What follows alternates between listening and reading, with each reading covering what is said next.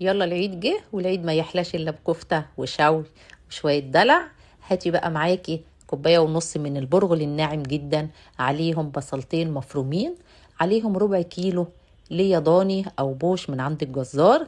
والله بقى لما تبقى ليا ضاني تبقى حاجه محترمه جميله جدا. حطي التلات مكونات على بعض وقلبيهم كويس، وسيبيهم 10 دقايق على بعض، على جنب، 10 دقايق على جنب علشان يشربوا. وعايزين البصلتين المفرومين بميتهم زي ما هم عشان البرغل الناعم بتاعنا يدوب اكتر.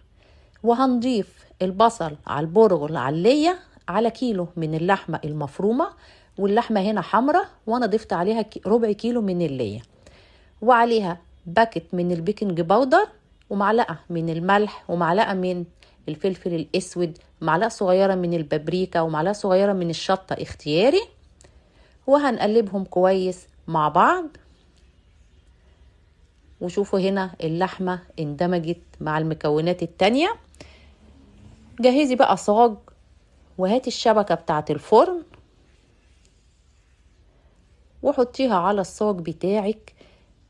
وشايفين اللحمة ريحتها حلوة جدا، يعني ربع كيلو البرغل الناعم هيبقى حلو قوي، هيزود لك اللحمة. وطبعا ربع كيلو اللية هيزود اللحمة، والبصلتين المفرومين هيزودوا اللحمة.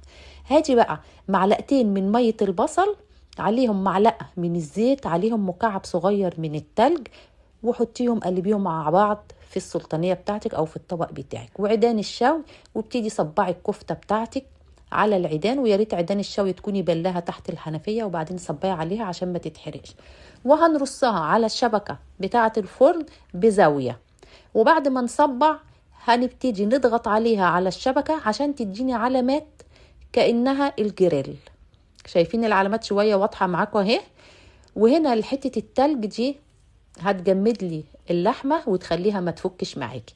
وبعد ما تخلصي تصبيع هنبتدي ندهن الكفتة بتاعتنا بمية البصل اللي باقية وعليها الزيت. ولعي فحماية على شعلة البوتاجاز وحطي عليها رشة من الزيت، وحطيها يا في الفرن يا في قلب الصاج من تحت علشان الكفتة بتاعتنا تاخد ريحة الشوي وريحة الفحم. هتقعد معاكي نص ساعة على نار متوسطة في الرف اللي في النص. وبعد كده تطلعيها حاجة جميلة ريحتها حلوة جدا، قلبت كيان البيت كله. وكل سنة وانتم طيبين، والعيد ما يحلاش إلا بحبة كفتة مشويين. شايفين شكلها حلو وجميل ازاي وما فكتش وفي منتهى الجمال. وخلي نارك متوسطة عشان تستوي من جوه وتاخد لون حلو من بره. شايفينها حلوة ومتماسكة ازاي؟ اللي هي الضانية هقول تاني بتعمل شغل جامد جدا. ما تنسوش اللايك والشير والاشتراك والمتابعة.